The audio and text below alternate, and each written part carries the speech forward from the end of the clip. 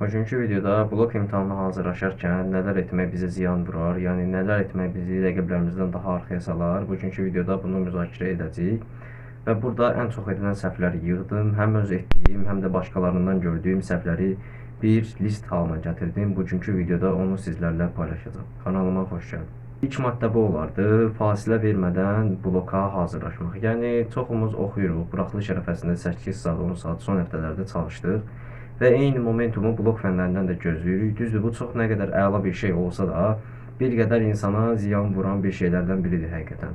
Oxuyursan, çalışırsan, çabalayırsan və nəticə etibarilə sən çox yorulursan və insan olaraq, təbii olaraq da istirahətə ehtiyacın var və ona görə də blok fənlərini çalışarkən arada özünə kiçik istirahətlər verməyi də tövsiyə edərdim.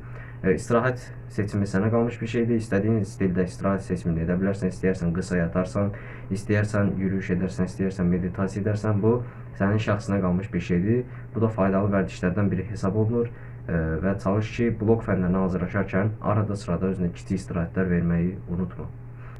Və bu da var, buraxılışdan sonra arxayınlaşmaq. Buraxılışı verdik, artıq demək olar ki, 15 mart olanlar da verdilər və buraxılış bitdi. Önümüzdə bizi blok gözləyir. Bloka elə bilirik ki, 1 illər var, amma halbuki 2-3 ay bir zaman qalıb. Hətta bunu da deyim, birinci qruplar 7 iyun verəcəklər, həmçinin 4-cü qruplar da 7 iyun verəcək deyə.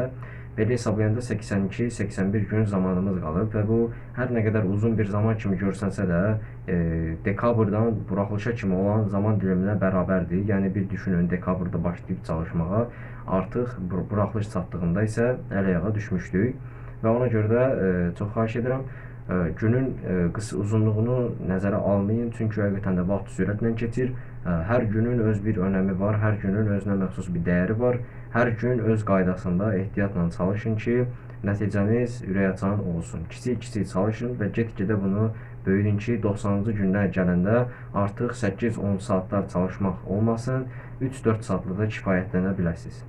Bunu da vurğulayayım. Bəziləriniz depressiyaya düşdü ki, bloka çalışmayacaqlar. Çünki həm ballar biraz zəif gəldi. Yəni məsələn 270 istəyənlər 200 yığdı, nə bilim 260 istəyənlər 220 yığdı. Belə-belə istədiyimiz balı demək olar ki, abituriyentlərin 95% istədiyi balı yığa bilmədi. Olsun. Ancaq universitetlərdə məntiq belə işləyir. İlk 500, 600 və yaxud da 1000, 2000 adama baxırlar. Bu da universitetdən universitetə dəyişən bir şeydir. Ən sonuncu adam kimdirsə, məsələn, bir universitet var, atıram, 1000 adam götürür, baxır sonuncu adamın balına, məsələn, 1000-ci adamın balına, məsəl üçün 555. Həmin adam, məsəl üçün, tutaq ki, 2025-də götürmüşdür. Məsələn, bu il 1000-ci adam olsa 515, 515-i götürəcək. Yəni 1000 adamla sayılır. Yəni balın çox da az olub bir önəmi yoxdur. Biraz da məzunların riski var. Çünki keçən il məzunlara həqiqətən də, yəni keçən il həm imtahan asan idi, həm də rəqabət biraz daha çox idi deyə keçən il məzunları həqiqətən də çox yaxşı ballar yığıblar. 280-290 yığıb məzuna qalan dostlarımız, ətraflarımız var həqiqətən də. Ona görə var gücümüzlə blokdan çalışmalıyıq, blok üçün çalışmalıyıq ki, blokdan gözəl ortalama bir bal yığıb istədiyimiz universitetin heç deyilsə 1-2 alt fakültetinə daxil ola bilək. Bu da var, plansız necə gəldiyi çalışmaq. Yəni səhər durursan, onu oxuyursan, bunu oxuyursan, günorta bunu oxuyursan, onu oxuyursan, axşam da bilmirsən nə oxuyursan və aləm dəyir bir-birinə. Və çalış ki, çalışmalar zamanı özünə məxsus bir planın olsun, özünə məxsus bir cədvəlin olsun, öz cədvəlin əsasında çalışasan. Kiçik bir plan dəftəri tutmağını istəyərdim ki, bunu ilin əvvəlində 3-4 videoda da demişdim, bəlkə də varındır. Plan dəftərin varsa, onu daha çox düzəldə bilərsən. Məsəl üçün, nümunə verim, məsəl üçün, asan olan, orta olan, çətin olan, bunu da demişdim. Yəni, bir plan cədvəlini yeniləməyində bir fayda var. Çox çətin qoyma, çox asan da qoyma. Tam məsəl üçün mehracın səviyyəsində, məsələn, mən özüm olsam, məsələn, öz səviyyəmə uyğun bir plan cədvəli tərtib edirəm. Nə motivasiya düşüb çox çətin şeylər qoyaram, nə də depressiya düşüb az şeylər qoyardım. Düzgün istirahət planı çıxarmamaq, yəni bir çoxumuz imtahana hazırlaşan zaman düzgün istirahət planı çıxartmır və istirahəti tənbəllik kimi anlayırlar. Ancaq halbuki istirahət tənbəlliyə heç bir dəxlisi yoxdur. Düzdür, telefonla olanda biraz tənbəlliyə bənzəyir, amma tənbəlliyə tamamilə əlaqəsi yoxdur. İstirahət sənin beyninin ehtiyac duyduğu bir şeydir. Əgər istirahətə həqiqətən də ehtiyac duyursansa, bil ki, nəsə qaydasında getmir və ya təcili olaraq istirahətə ehtiyacın var. İstirahətin müxtəlif üsulları ola bilər. Bu da sənin seçiminə qalmış bir şeydir. İstəyər meditasiyadır, istəyər yürüyüşdür, belə şeylərlə istirahət edə bilərsən. Hətta bir hobinin olması da yaxşıdır ki, istirahət vaxtı məsələn gitar çalırsan, gitar çala bilərsən, piano çala bilərsən, şəkil çəkə bilərsən və ya nə bilim sənətlə məşğul ola bilərsən və ya video editləyərsən, o sənin şəxsinə qalmış bir şeydir. Var, müəllimin verdiyi ilə kifayətlənmək. Müəllimimiz bizə tapşırıq verir, sadəcə onunla kifayətlənirik. Ancaq yavaş-yavaş artıq buraxılışın da üstündən 1-2 həftə keçmiş, hətta deyərdim bayramdan sonra artıq biraz əlavələrə də üstünlük vermək lazımdır. Məsələn, gündə bir vərəq qayda təkrarı ola bilər. Məsələn, mən fizikadan belə elədim. 50 vərəq qayda saydım, yəni o yüz bu yüz nəzərdə tuturam.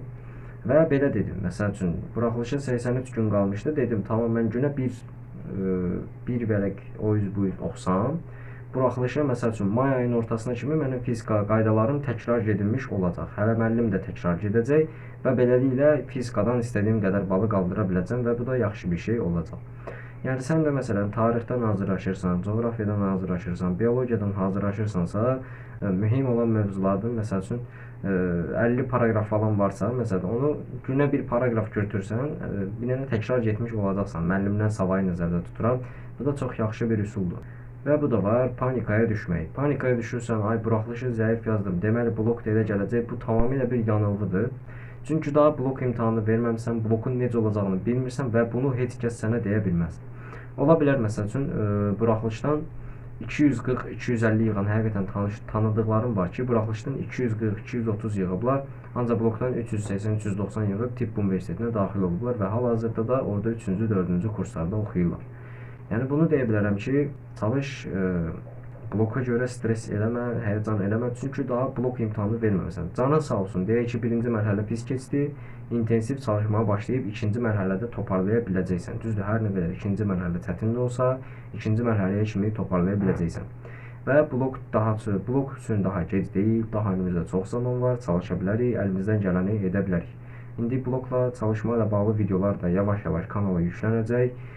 İzlədiyiniz üçün hər birinizə təşəkkür edirəm. Açıqlamaya qoyduğum WhatsApp kanalına daxil ola bilər. Günlük motivasiya cümlələri, sorğu anketlərində iştirak edərək inkişafına inkişaf qata bilər və sənin də düşüncələrin bizə maraqlı gəlir və digər üzvlərin düşüncələrini də bölüşdüyümüz bir WhatsApp kanalıdır. Orada səni gözləyəcəm. Bugünkü videomuz bu qədər idi. İzlədiyiniz üçün bir daha təşəkkür edirəm. Sağ ol. Salamat.